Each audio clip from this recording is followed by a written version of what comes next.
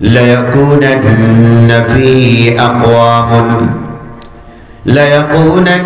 من أمتي أقوام يستحلون الحر والحرير والخمر والمعازف জেনে নাও এমন একটা জামানা আসতেছে আমার উম্মতের মাঝে এমন কিছু উম্মতের আত্মপ্রকাশ ঘটবে যারা রেশমকে বৈধ মনে করবে পুরুষের জন্য, যারা জিনা ব্যভিচার অশ্লীলতাকে বিনোদন মনে করে বৈধ মনে করবে, ওয়াল খামরা ওয়াল মাআসিফ যারা মদ পান করাকে মদের ব্যবসা করাকে বৈধ মনে করবে এবং বাদ্যযন্ত্র গান বাজনাকে তারা বৈধ মনে করবে। বুঝে থাকলে বলুন আজকের ফিতনার এই জামানায় মদের লাইসেন্স ব্যবসা করার জন্য দেওয়া হয় কি হয় না? সরকারি ভাবেই মদের লাইসেন্স দেওয়া হয়েছে। প্রায় 2,65,000 বড় বড় ব্যবসায়ীকে ব্যবসা করার জন্য মদের লাইসেন্স দেওয়া হয়েছে। নাউজুবিল্লাহ। প্যারা নবী সাল্লাল্লাহু আলাইহি ওয়াসাল্লাম একটি হাদিসে বলেছেন, যারা মদ বিক্রি করে, মদ পান করে, মদ পরিবেশন করে সকলের উপর আল্লাহ তাআলার লানত অভিশাপ। যেই রাষ্ট্রে মদ বিক্রেতা থাকে, যেই এলাকায় মদের লাইসেন্স দেওয়া হয়, প্যারা নবীর বক্তব্য অনুযায়ী ওই এলাকাটাও অভিশপ্ত এলাকা, ঠিক কিনা? সাবধান সাবধান, আমি আর আপনি যেন এই হারাম জিনিসগুলোকে হালাল মনে না করি। আল্লাহর নবী এই হাদিসে আরো একটা বিষয় বলেছেন, আমার উম্মত বাদ্যযন্ত্র গান বাজনাকে বৈধ মনে করবে, হালাল মনে করবে। বুঝে থাকলে বলুন মুসলিম কন্যারা টেলিভিশনে সিনেমায় অভিনয় নাচ গান করে কি করে না? মুসলিম পুরুষরা মুসলিম কন্যারা স্টেজে উঠে যাত্রার মধ্যে কনসার্টে গান বাজনা করে কি করে না? আপনি যখন বলবেন এটা গুনাহের কাজ করতে যেও না, তারা বলবে এটা তো বিনোদন, সমস্যা কোথায়? ও মৌলবী, তুমি তোমার নিজের চরকায় তেল লাগাও, আছে কি নাই? প্যারা নবী সাল্লাল্লাহু আলাইহি ওয়াসাল্লাম এজন্য আজ থেকে 1400 বছর পূর্বে বলে গেছেন, কিয়ামতের আলামত লা ইয়াকুনান্না মিন উম্মতি আকওয়ামুন ইয়াস্তাহিল্লুনা আল-হিররা ওয়াল হারির ওয়াল খামরা ওয়াল মাআসিফ। এখানে তৃতীয় আরেকটি বিষয় জিনা, ব্যভিচার, অশ্লীল কর্মকাণ্ড। অশ্লীল কর্মকাণ্ড ভ্যালেন্টাইন্স ডের মাধ্যমে আমদানি করা হয়, বিভিন্ন দিবসের মাধ্যমে আমদানি করা হয়। অশ্লীল কর্মকাণ্ড আজ star Jalsha, Hindi cinema, English cinema, internet বিভিন্ন মাধ্যমে ছড়িয়ে পড়েছে। আজ পরকীয়া সমাজের রন্ধ্রে রন্ধ্রে ছড়িয়ে পড়েছে। আজ এগুলোকে নিজের ব্যক্তি স্বাধীনতা বলে স্কুল, কলেজ, ইউনিভার্সিটির যুবক যুবতীরা, সন্তানরা এই গুনাহের মধ্যে জড়িয়ে পড়তেছে। এটাকে তারা কোনো দোষণীয় মনে করছে না। ও মুসলমান, আল্লাহর নবী বলে গেছেন এটা কিয়ামতের আলামত। প্যারা নবী সাল্লাল্লাহু আলাইহি ওয়াসাল্লাম সুনানে তিরমিজি হাদিস নাম্বার 2210, 15টা আলামত এই একটি হাদিসে বলেছেন। তার মধ্যে দুই একটা কথা বলছি। আল্লাহর নবী বলছেন, ওয়া আক্কা উম্মাহু ওয়া বাররা সাদিকাহু ওয়া জাফা আবাহু। ফিতনার এই জামানায় সন্তানরা মা বাবার বুকে থাকবে না, মা বাবার নিয়ন্ত্রণে থাকবে না। وعق أمه وبر صديقه وجفى أباه সন্তান মায়ের অবাধ্য হবে, সন্তান বাবার অবাধ্য হবে, বাবার সিদ্ধান্ত মানবে না, বরং দুষ্ট বন্ধু বান্ধবদের পরামর্শই সে চলবে, আর ইবলিশের খপ্পরে পড়ে ধোঁকায় পড়ে জীবনটা তছনছ করে দেবে। অসংখ্য আমাদের সন্তান নষ্ট হয়ে যাইতেছে মা বাবার কথা না শুনে, দুনিয়ার রং তামাশার এই মঞ্চের মধ্যে যখন আটকে পড়ে যায়, সন্তানের চরিত্র নষ্ট হয়ে যায়, লেখাপড়া ধ্বংস হয়ে যায়, ঈমান আমল ধ্বংস হয়ে যায়। আপনার সন্তানকে বাঁচাতে চাইলে, আপনার নিজের সম্মান মর্যাদা রক্ষা করতে চাইলে, আপনার সন্তানকে কোরআন হাদিসের সবক কলবে ঢুকিয়ে দিন।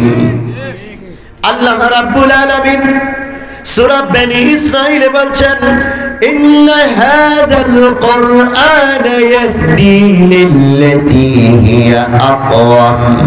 এটা এমন কোরআন যার সিনার মধ্যে একবার ঢুকেছে ওই ব্যক্তিকে সর্বশ্রেষ্ঠ বানিয়ে ছাড়বে, ওই ব্যক্তিকে সর্ব উৎকৃষ্ট রাস্তায় পরিচালনা করবে। ঠিক কিনা? আল্লাহ তাআলার বক্তব্য কি ভুল? কখনোই না, কখনোই না। এই যে দারুল উলুম জিরুন্নেসা বালিকা মাদ্রাসা রমাদানুল মুবারকের পরেই শুরু হতে যাচ্ছে। কোরআন হাদিসের সবক কলবে যখন আপনার কন্যা ঢুকাবে, আপনার কন্যা পৃথিবীর দামি আর শ্রেষ্ঠ কন্যা হয়ে যাবে। ইবলিশ শয়তান তাকে ধোঁকা দিয়ে কাবু করতে পারবে না। দুনিয়ার গান্দিগি এই সমাজ পরিবেশ তাকে নষ্ট করতে পারবে না। प्यारे नबी सल्लल्लाहु अलैहि वसल्लम कुरान हदीस पढ़ने वाला जन्नती एमन एकजन कन्यार दाम कत सरासरि बुखारीर हादिस থেকে বলছি শুনুন। একজন জান্নাতি কন্যার মূল্য কত? আপনি বাবা আর একজন মা, আপনারা একজন জান্নাতি কন্যার মালিক হতে পেরেছেন কিনা একটু চিন্তা করে দেখবেন। সহিহ বুখারী হাদিস নম্বর 2796। প্যারে নবী সাল্লাল্লাহু আলাইহি ওয়াসাল্লাম ইরশাদ করেছেন, জান্নাতি কন্যার দাম কত জানো কি উম্মত? একজন জান্নাতি কন্যা যদি পৃথিবীর মধ্যে উকি দিত, সমগ্র পৃথিবী আলো ঝলমলে করত, সূর্যের আলো ম্লান হয়ে যাইত। সুবহানাল্লাহ।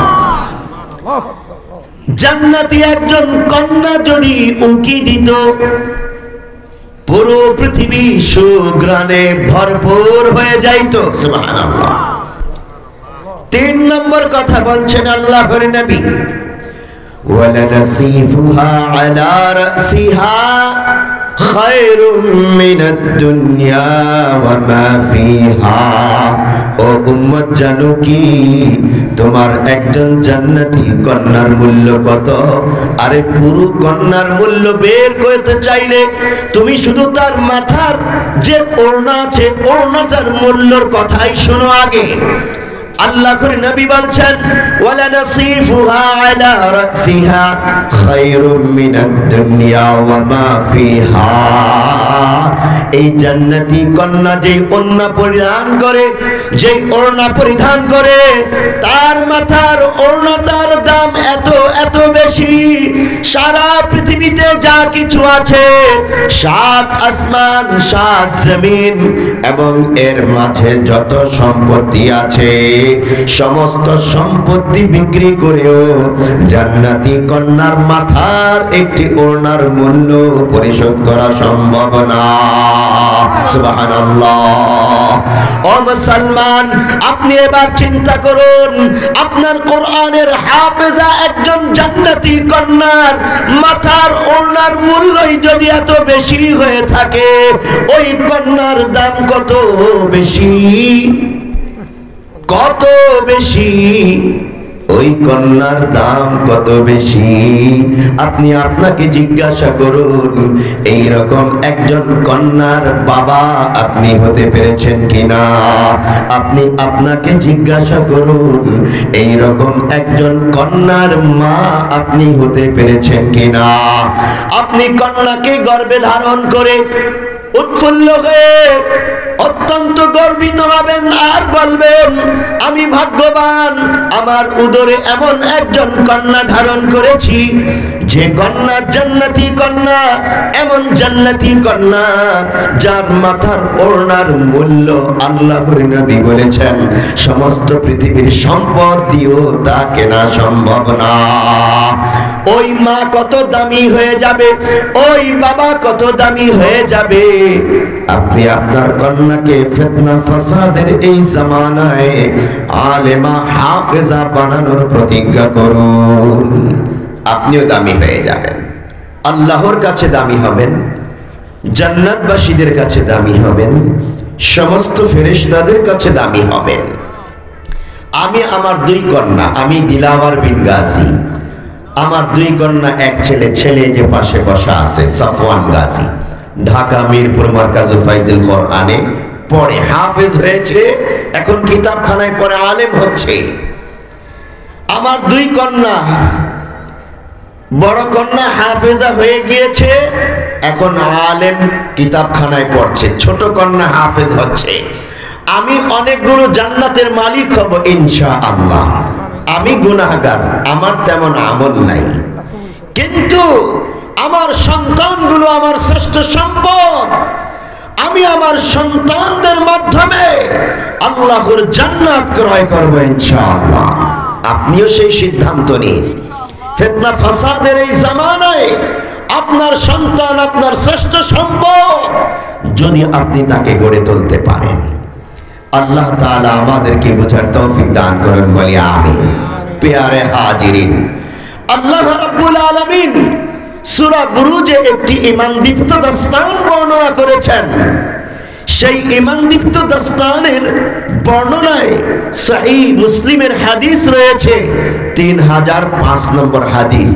সেখানে একজন জান্নাতি মায়ের, ঈমানদার মায়ের ঈমানি ভূমিকার কথা আল্লাহ তাআলা আলোচনা করেছেন। সেই ঈমানি ভূমিকা আলোচনা করতে গিয়ে আল্লাহ তাআলা গুরুত্বপূর্ণ 4টা বস্তুর কসম করেছেন, তারপরে সেই সংবাদটা দিয়েছেন। জালেমদের পরিণতি কি হয়েছে? ঈমানদাররা তাদের ঈমান জুলুমের মধ্যে বিকিয়ে দেয়নি। একজন ঈমানদার মা কাফেরদের সামনে, জালেমদের সামনে তার ঈমানের হেফাজত কিভাবে করেছে, তার কলিজার টুকরা সন্তানকে আগুনে নিক্ষেপ করতে দেখেও সেই ঈমানের পক্ষে কিভাবে ভূমিকা পালন করেছে, একজন জান্নাতি মায়ের কথা আল্লাহ তাআলা আলোচনা করেছেন। আমি সংক্ষেপে বলছি। মহান আল্লাহ তাআলা প্রথমে 4টা কসম করেছেন। ওয়াস-সামাঈ যাতিল বুরুজ واليوم الموعود وشاهد ومشهود قتل أصحاب الأخدود النار ذات الوقود। قسم গ্রহ নক্ষত্র শোভিত আসমানের, والسماء ذات البروج,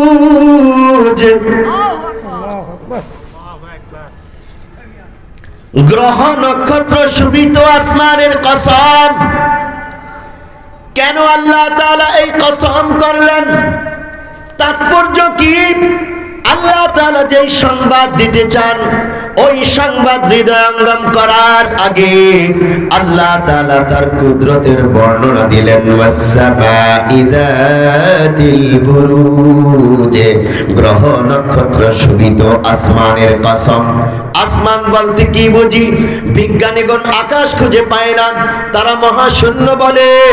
আসলে বিজ্ঞানীগণ আকাশ খুঁজে তো পাবেই না, ওই পর্যন্ত যাওয়ার যোগ্যতা এখনো হয়নি। বিজ্ঞানীগণ বলেন মহাশূন্যের 100 ভাগের 10 ভাগ মাত্র তারা আবিষ্কার করেছে। এই 100 ভাগের 10 ভাগের মধ্যে 100 কোটি গ্যালাক্সি আছে। একটা গ্যালাক্সিতে 20,000 কোটি তারা আছে। একটা তারা 1 লক্ষ সূর্যের সমান বড়, আর একটা সূর্য 13 লক্ষ পৃথিবীর সমান বড়। এই পৃথিবী কত বিশাল, আর এই পৃথিবীর তুলনায় 13 লক্ষ গুণ বড় সূর্য। সূর্যের তুলনায় একটা তারা 1 লক্ষ গুণ বড়। এইরকম বিশাল বড় তারা 20,000 কোটি আছে মাত্র একটা গ্যালাক্সিতে। এরকম 100 কোটি গ্যালাক্সি মহাশূন্যের মাত্র 10 ভাগে আছে। আপনি চিন্তা করুন এই 10 ভাগ কত বিশাল, মহাবিশাল। এরপরে আরো 90 ভাগ রয়ে গেছে, বিজ্ঞানীগণ সারেন্ডার করেছে। ওই 90 ভাগে কি আছে আমরা জানি না, কারণ ওখানকার প্রত্যেকটা বস্তুর গতি আলোর গতির চেয়ে বেশি। কোন যন্ত্রের মাধ্যমে ক্যাচ করা সম্ভব না। ওই 90 ভাগ পাড়ি দেওয়ার পরেই প্রথম আসমান দেখা পাবে। বিজ্ঞানীগণ সেই পর্যন্ত তো পৌঁছতেই পারে নাই। আমার আল্লাহ কোরআনে বলছেন, ইন্না যায়্যানাস সামাআদ দুনিয়া বিজিনাতিল কাওয়াকিব। আল্লাহু আকবার। আমার আল্লাহ বলছেন, আমি প্রথম আসমানকে, দুনিয়ার আসমানকে গ্রহ নক্ষত্র তারকার দ্বারা সুসজ্জিত করেছি। তার মানে প্রথম আসমানের নিচেই সমস্ত গ্রহ নক্ষত্রগুলো আছে। সুবহানাল্লাহ। এই যে মহাশূন্য, এটা প্রথম আসমানের নিচে। এটা পাড়ি দেওয়ার পরে প্রথম আসমানের দেখা পাওয়া যাবে। প্রথম আসমান থেকে দ্বিতীয় আসমান লক্ষ গুণ বড়, দ্বিতীয় আসমান থেকে তৃতীয় আসমান লক্ষ গুণ বড়, তারপরে চতুর্থ, তারপরে পঞ্চম, ষষ্ঠ, সপ্তম, তারপরে সিদরাতুল মুনতাহা, তারপরে শরীফুল আকলাম, তারপরে আরশ কুরসি, তারপরে লৌহ কলাম, তারপরে মহান আল্লাহ তাআলা। ও মুসলমান, জিজ্ঞাসা করতে চাই, ওই পর্যন্ত কি দুনিয়ার কোন যন্ত্রপাতির মাধ্যমে পৌঁছা সম্ভব? কখনো না, কখনো না। বিজ্ঞানীগণ ওই পর্যন্ত যাবে কি করে? তারা মহাশূন্যের মাত্র 10% আবিষ্কার করেই সারেন্ডার করেছে। এরপরে 90 ভাগ, তারপরে প্রথম দ্বিতীয়, একটার পর একটা আসমান। আমি বলতে চাই, আল্লাহ তাআলাকে যদি তোমরা পাইতে চাও, আল্লাহর আসমান ভেদ করে আল্লাহ পর্যন্ত যদি পৌঁছতে চাও, কোরআনুল কারীমের আয়াতে প্রবেশ করো, কোরআনের উপর ঈমান রাখো, আর কোরআন তেলাওয়াত করে নামাজে দাঁড়িয়ে কোরআন তেলাওয়াত করতে থাকো। এই জমিনে থাকা অবস্থায় তোমার সম্পর্ক আল্লাহ তাআলার সাথে পরিপূর্ণ হয়ে যাবে। একজন ঈমানদার আল্লাহ পর্যন্ত কানেকশন হয়ে যায়। যখন সিজদা দেয় তখন আল্লাহ তাআলার সবচেয়ে নিকটে পৌঁছে যায়।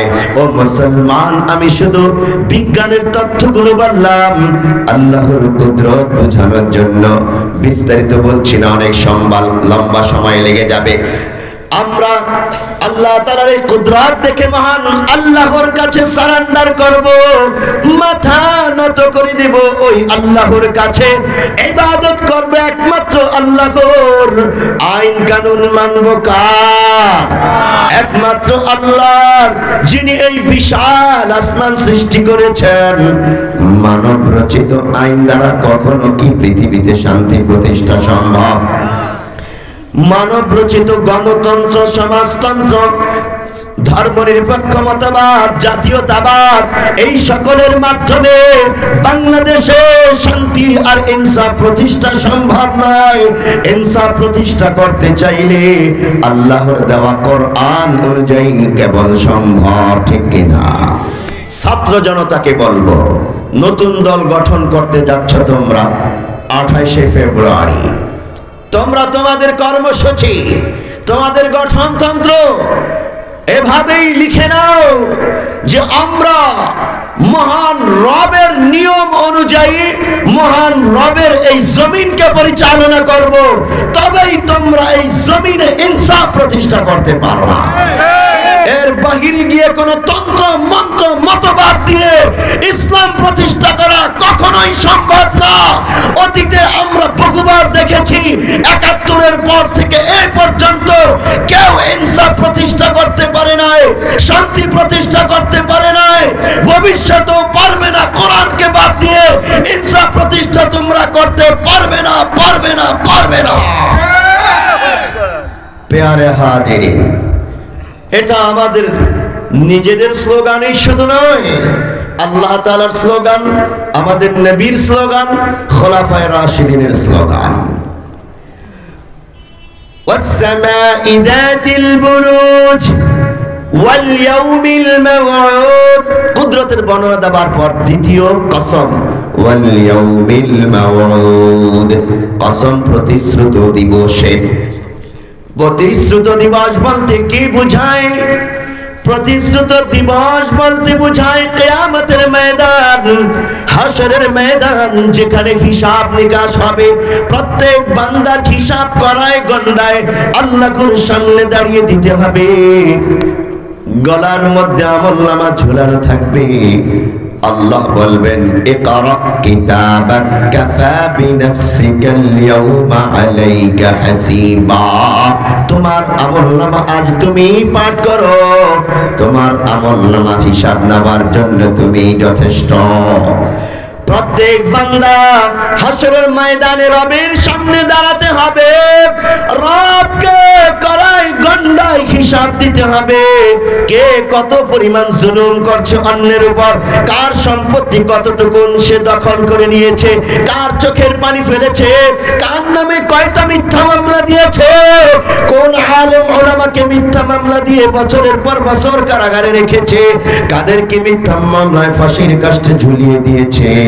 সব হিসাব করায় গন্ডায় আল্লাহ তাআলা নেবে। সুতরাং জালেমরা সাবধান, প্রত্যেক বান্দা যেন সাবধান হয়। ওয়াল ইয়াউমিল মাউউদ, ইয়াউমে মাউউদের ব্যাপারে। ওয়া শাহিদি ওয়া মাশহুদ, ৩ নম্বর কসম শাহিদ, ৪ নম্বর কসম মাশহুদের। ওয়া শাহিদি ওয়া মাশহুদ, শাহিদ বলতে বোঝায় শুক্রবার দিবস। তাফসীরে কুরতুবীতে লেখে, শুক্রবার দিবস বান্দার প্রত্যেকটা আমলের সাক্ষী হবে। এক সপ্তাহ কি আমল করেছে আল্লাহর দরবারে পেশ করা হয়। অতএব শুক্রবার দিবস বান্দার আমলের সাক্ষী। মাশহুদ বলতে আরাফার ময়দান, বছরে একবার আসে। শাহিদ প্রতি সপ্তাহে আসে, মাশহুদ বছরে একবার। আরাফার ময়দান ৯ জিলহজ হাজী সাহেবরা একত্রিত হয়। ওই আরাফার ময়দান আল্লাহর দরবারে বান্দার আমলের সাক্ষী দেবে। আমরা যেন আমাদের প্রত্যেকটা কর্মকাণ্ড হিসাব দেওয়া লাগবে, আর আমাদের আমলের ব্যাপারে সাক্ষীও আছে, এটাও যেন মাথায় থাকে। এই জন্য আল্লাহ তাআলা শাহিদ মাশহুদের কসম করেছেন, আমি যেই জমিনের উপর বসা, এই জমিনও আমার আমলের সাক্ষী দিবে। আমি যেখানেই যেই বস্তু নিয়ে কর্মকাণ্ড করছি সাক্ষী দেবে। আমার পা আমার সাক্ষী দিবে, আমার হাত সাক্ষী দিবে, আমার অঙ্গ প্রত্যঙ্গ সাক্ষী দিবে। সুতরাং সাবধান, সাবধান। এটা মনে করা যাবে না যে ওদেরকে ঘুষ খাইয়ে আমার পক্ষে মিথ্যা সাক্ষ্য হাশরের ময়দানে দেওয়াবো। আল্লাহর আদালতে কি মিথ্যা সাক্ষ্য দেওয়ানো সম্ভব? কখনোই না, কখনোই না। ফেসিবাদী জালেমরা মরহুম আল্লামা দেলাওয়ার হোসেন সাইদি রাহিমাহুল্লাহ এর বিপক্ষে একজন হিন্দুকেও মিথ্যা সাক্ষী বানিয়েছিল, কিন্তু সে যখন মিথ্যা সাক্ষ্য দিতে চায় নাই, তারে গুম করে ভারতে পাঠিয়ে দিয়েছে। জোর করে ক্ষমতার বলে ঘুষ দিয়ে মিথ্যা সাক্ষ্য দুনিয়ার আদালতে দেওয়ানো সম্ভব, কিন্তু আল্লাহর আদালতে সম্ভব না। আপনি যত বড় শক্তিশালী হন না কেন, আপনার পক্ষে হাশরের ময়দানে মিথ্যা সাক্ষ্য দেওয়ার কেউ নাই। সুতরাং সাবধান। চারটা গুরুত্বপূর্ণ বস্তুর কসম করার পর আল্লাহ তাআলা বলছেন কুতিলা আসহাবুল উখদুদিন নারি যাতিল ওয়াকুদ, ধ্বংস হয়েছে পরীক্ষা খনন করে ঈমানদারদেরকে ওই পরীক্ষায় আগুনের গর্তের মধ্যে নিক্ষেপ করে করে যারা হত্যা করেছে, শহীদ করেছে, ওই জালেমদের জন্য ধ্বংস অনিবার্য। আল্লাহ তাআলা পরের আয়াতগুলোতে বিস্তারিত বর্ণনা করেছেন। শুধু ইসলামের পক্ষে বলার কারণে, শুধু ঈমান আনার কারণে, শুধু তাওহীদের দাওয়াত দেওয়ার কারণে ঈমানদারদের জন্য গর্ত খনন করে জালেমরা ওই আগুন জ্বালিয়ে গর্তের মধ্যে নিক্ষেপ করে করে তাদেরকে হত্যা করেছে। হাদিসের মধ্যে আছে, তাফসীরে কুরতুবীতে বিস্তারিত বর্ণনা আছে। সহিহ মুসলিম হাদিস নাম্বার 3005 সহিহ হাদিস। এই হাদিসে প্যারে নবী সাল্লাল্লাহু আলাইহি ওয়াসাল্লাম অনেক বড় হাদিস বয়ান করেছেন। ঘটনাটা বাদশাহ জুনাবাসের আমলের, ইয়ামানের জালেম বাদশাহ, মূর্তি পূজক বাদশাহ জুনাবাস, তার দরবারে একজন কাফের জাদুকর ছিল, বৃদ্ধ। সে বাদশাকে বলল, আমি তো মরে যাব, জাদুবিদ্যাও চলে যাবে, আমাকে একজন বুদ্ধিদীপ্ত বালক এনে দিন, আমি তাকে জাদুবিদ্যা শিখিয়ে যাই। বাদশা রাজ্যময় ঘোষণা করলো, একজন বালককে ধরে আনলো, নাম আব্দুল্লাহ বিন তামের। জাদুকর তাকে বাজিয়ে দেখলো মেধা কেমন, দেখলো বাহ খুব টনটনে। বাদশাকে বলল, চলবে, তুখুর মেধাবী। জাদুবিদ্যা শেখাতে লাগলো। জাদু অল্প সময়ের মধ্যে এই ছোট বালক আব্দুল্লাহ বিন তামের তাফসীরে লেখে মাত্র 12 বছর বয়স জাদুবিদ্যা শিখে যায়। যখন বাসা থেকে রাজপ্রাসাদে জাদুবিদ্যা শিখতে আসে, পথিমধ্যে একটা কুঁড়ে ঘর, সেখান থেকে গুনগুন আওয়াজ আসে। হঠাৎ দেখে একজন ব্যক্তি নামাজ পড়ে, ইনজিল কিতাব তেলাওয়াত করে। তখন তো ইসলাম আগমন করে নাই, আল্লাহর নবীর জন্মেরও 50 বছর আগের ঘটনা, তখন ইসলাম আগমন করে নাই। ঈসা আলাইহিস সালামের ধর্ম পৃথিবীতে বিদ্যমান ছিল, আর ঈসা আলাইহিস সালামের ধর্মের কিছু ব্যক্তি তখনও ঈমানদার ভালো ছিল। তার মধ্যে ওই আলেম, ইনজিল কিতাবের আলেম, ওই ঘরে ইবাদত করে, ইলম চর্চা করে। বালক ঘরে ঢুকে দেখলো বিস্ময়কর পদ্ধতিতে ইবাদত করে। খুব ভালো লাগলো, এত চমৎকার ভাবে কাকে সিজদা দেয়, কি যেন পড়ে আর তেলাওয়াত করে। ওই যে ইনজিল কিতাব, আসমানি কিতাব। সে জানতে চাইলো, আপনি কাকে সিজদা করেন, কি পদ্ধতিতে ইবাদত করেন, আর কি পাঠ করেন? আলেম তাকে বিস্তারিত বলল, ইলম শিখাতে লাগলো। বালক বলল, আমিও শিখতে চাই। তাকে ইলম শিখাতে লাগলো, আসমানি কিতাবের ইলম, ইনজিল কিতাবের ইলম। ইলম শিখতে শিখতে এই বালক অল্প বয়সে আলেম হয়ে যায়। বালককে আল্লাহ তাআলার অনেকগুলো নাম শিখিয়ে দেয়। তাফসীর কুরতুবীতে লেখে, ইসমে আজমও শেখায়। বালক একদিন ওস্তাদকে বলতেছে, ওস্তাদ কোনটা ইসমে আজম আমাকে বলে দিন। ওস্তাদ বলল, না বাবা, তুমি ছোট, ইসমে আজমের ভার সইতে পারবা না। বালক বলল, আপনি আমাকে যে নামগুলো শিখিয়েছেন নিশ্চয়ই এর মধ্যে কোনটা ইসমে আজম? ওস্তাদ বলল, হ্যাঁ। তাহলে বলল, আমি বের করেই ছাড়বো। আল্লাহর উপর তাওয়াক্কুল করে প্রত্যেকটা নাম একটা নাম একটা কাগজে লেখে আর তীরের মাথায় বাঁধে, সামনে আগুন জ্বালিয়েছে। তাফসীর লেখে, এই নাম সম্বলিত তীর আগুনে নিক্ষেপ করে, আগুনে পরে তীরটা জ্বলে যায়, আরেকটা মারে, পরে জ্বলে যায়, আরেকটা মারে।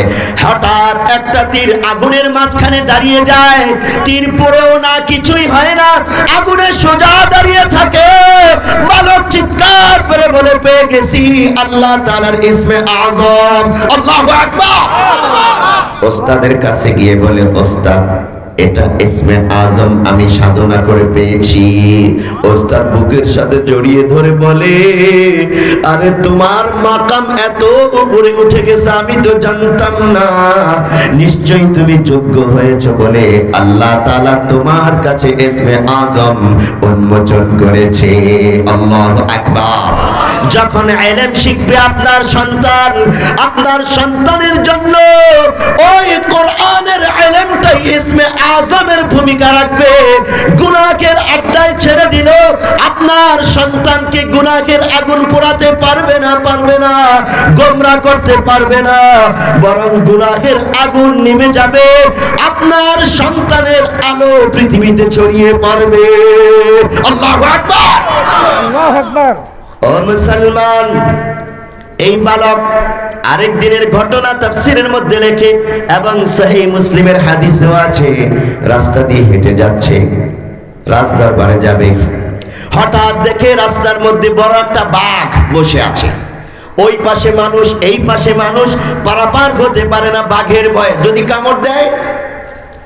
বালক বলল, আমি পরীক্ষা করব জাদুকরের ধর্ম ঠিক নাকি এই আলেমের ধর্ম ঠিক, আমি একটু পরীক্ষা করব। দেখুন হাদিসে আছে, সহিহ মুসলিমের হাদিস 3005 নম্বর হাদিস, বারবার আমি হাদিসের নাম্বার উল্লেখ করছি। এই বালক পাথর নিল হাতের মধ্যে, ছোট ছোট কয়েকটা পাথর নিল, আর আল্লাহর কাছে দোয়া করলো, ফরিয়াদ করলো, আল্লাহুম্মা ইন কুনতা তা'লামু আমরার রাহিবি আহাক্কু, আমরাল আলিমি আহাক্কু আমরার রাহিবি ফাকতুল হাদিহি দাব্বা। আয় আল্লাহ, যদি পাদ্রীর ধর্মের চেয়ে, ওই জাদুকরের ধর্মের চেয়ে আলেমের ধর্ম সঠিক মনে হয় তোমার কাছে, তাহলে এই ছোট্ট নুরি পাথর দিয়ে এই বিশাল বড় বাঘটাকে তুমি হত্যা করে দাও। এই দোয়া করে ছোট্ট পাথর বাঘের গায়ে নিক্ষেপ করার সাথে সাথে বাঘ কয়েক ফিট উপরে লাফিয়ে উঠে ধপাস করে পড়ে তরপাতে মরে যায়। আল্লাহু আকবার। লোকজন দৌড়ে আসে, বালককে কাঁধে তুলে নিয়ে নাচতে থাকে আর বলতে থাকে, বিস্ময়কর বালকের আগমন ঘটেছে। এত বছরে তার চিকিৎসা বিদ্যাও ছড়িয়ে পড়ে, কুষ্ঠরোগী হাত বুলাইলেই ভালো হয়ে যায়, জন্ম অন্ধকে হাত বুলিয়ে ফু দিলেই ভালো হয়ে যায়। আল্লাহু আকবার। রাজ দরবারের একজন মন্ত্রী সংবাদ পেয়ে টাকার পুটলি নিয়ে বালকের কাছে হাজির। সে জন্ম অন্ধ ছিল, টাকার পুটলি দিয়ে বলল, আমি জন্ম অন্ধ, আমাকে সুস্থ করে দাও। বালক বলল, ইন্নী লা আশফি ইন্নামা ইয়াশফি আল্লাহ।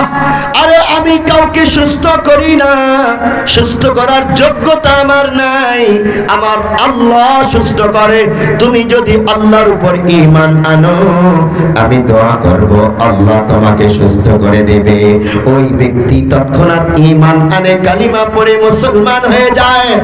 বালক তার ফু দিয়ে চোখের মধ্যে হাত বুলিয়ে দেওয়ার সাথে সাথে দেখতে শুরু করে দেয়। সুবহানাল্লাহ।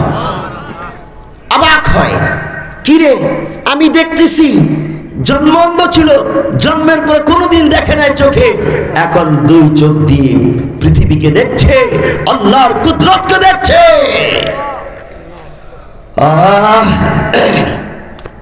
পরের দিন রাজদরবারে মন্ত্রী কাজ করতেছে। বাদশাহ জোনাওয়াজ বলে, কি রে, তুমি দেখো নাকি? ঘটনা তো তাই মনে হয়। মন্ত্রী বলল, হ্যাঁ হ্যাঁ আমি দেখি। জিজ্ঞেস করলো, মান রাদ্দা আলাইকা বাসারাক, তোমার দৃষ্টি শক্তি কে ফিরিয়ে দিল? ক্বালা রাব্বি, বলে আমার রব আমার দৃষ্টি শক্তি ফিরিয়ে দিয়েছে। বাদশাহ জোনাওয়াজ ক্ষিপ্ত কণ্ঠে বলে ওঠে, আলাকা রব্বুন গায়রি, আমি ছাড়া তোর কি অন্য কোন রব আছে? ক্বালা রাব্বি ওয়া রাব্বুকা আল্লাহ, আমার এবং তোমার রব আল্লাহ। ক্ষিপ্ত হয়, কয় কি রে, এতদিন আমাকে রব বলে সিজদা করেছিস, আমার মূর্তিকে সিজদা করেছিস, এখন আরেকজনকে রব মেরেছিস, জল্লাদ আসো, মারো, পিটাই করো। মারতে মারতে ও বলে দেয় বালকের কথা। বালককে ধরে আনে, তাকে নির্যাতন করে। আলেমের খবর পায়, আলেমকে ধরে আনে, করাত দিয়ে তাকে 2 টুকরা করে শহীদ করে দেওয়া হয়। এবার বালককে বলল, তুই ঈমান ছাড়, আমারে রব বলি মেনে নে। বালক বলল, আমার রব আল্লাহ, বরং তুমি তোমার কুফরি ধর্ম ছাড়ো, আমার আল্লাহর উপর ঈমান আনো। দাওয়াত দিতে শুরু করে তাওহীদের দাওয়াত। বাদশা কয়, অনেক তেজ রে এই পিচ্চিটার, ওরে সাইজ করতে হবে। পিচ্চি দেখলে, একটু তেজি দেখলে ধাইন্না মরিচ বলি আমরা, তাই না? আমাদের বাংলাদেশের একজন ছোট্ট অল্প বয়স্ক আলেম আছে, মাওলানা রফিকুল ইসলাম মাদানী। তো এই আল্লাহর বান্দা যথেষ্ট তেজি। সবচেয়ে বেশি কারা নির্যাতন ভোগ করেছে সে ফ্যাসিস্ট আমলে, হকের পক্ষে বলার কারণে। যাই হোক, ওই প্রসঙ্গ যাচ্ছি না। বাদশা জুন আওয়াজ সৈন্যদেরকে ডাকলো, ওকে ধরে নিয়ে যাও, পাহাড়ের উপর নিয়ে ফেলে দিবা। ফেলে দেওয়ার আগে বলবা, তুই বাদশাকে রব বলে মেনে নে, অন্যথায় ফেলে দিব, ভর্তা হয়ে যাবি, মরে যাবি। বালককে ধরে নিয়ে যায়, পাহাড়ের উপর উঠে ফেলে দেওয়ার আগে তাই বলে। বালক তখন আল্লাহর দিকে, আসমানের দিকে তাকিয়ে একটা দোয়া করে, আল্লাহুম্মা কফিনিহিম বিমা শি'তা, আল্লাহুম্মা কফিনিহিম বিমা শি'তা। আয় আল্লাহ, তোমার এই জালেম বান্দারা আমাকে হত্যা করতে চায়, আমি তো তোমার তাওহীদের আওয়াজ উচ্চারণ করেছি। আল্লাহুম্মা কফিনিহিম বিমা শি'তা। আয় আল্লাহ, আমার পক্ষ হয়ে তুমি যথেষ্ট, তাদেরকে তুমি ব্যবস্থা করে দাও। সাথে সাথে আল্লাহ তাআলা ভূমিকম্প দেয়, পাহাড় ভেঙে টুকরা টুকরা হয়ে যায়, পাহাড়ের নিচে চাপা পড়ে প্রত্যেকটা সৈন্য মারা যায়। বালক খেতে খেতে পালিয়ে না গিয়ে আবার বাদশার রাজদরবারে হাজির হয়ে যায়। আল্লাহু আকবার। তেজদীপ্ত ঈমান দীপ্ত বালক। বাদশা বলে, কি রে, ওরা কই, আমার সৈন্যরা কই? বালক বলে, তোমার সৈন্যদেরকে আমার আল্লাহ মেরে ফেলেছে, ওরা আর আসবে না, তুমি বাঁচতে চাইলে ঈমান মেনে নাও। বাদশা ভয় পেয়ে যায়, কিন্তু পরাজিত হয় না। আরেক দল সৈন্যকে ডাকে, ধর, সাগরের মাঝখানে নিয়ে যা, বড় বড় ঢেউয়ের কাছে ফেলে দিবি, মাছে খেয়ে ফেলবে, তার আগে বলবি যেন ও ধর্ম ছাড়ে।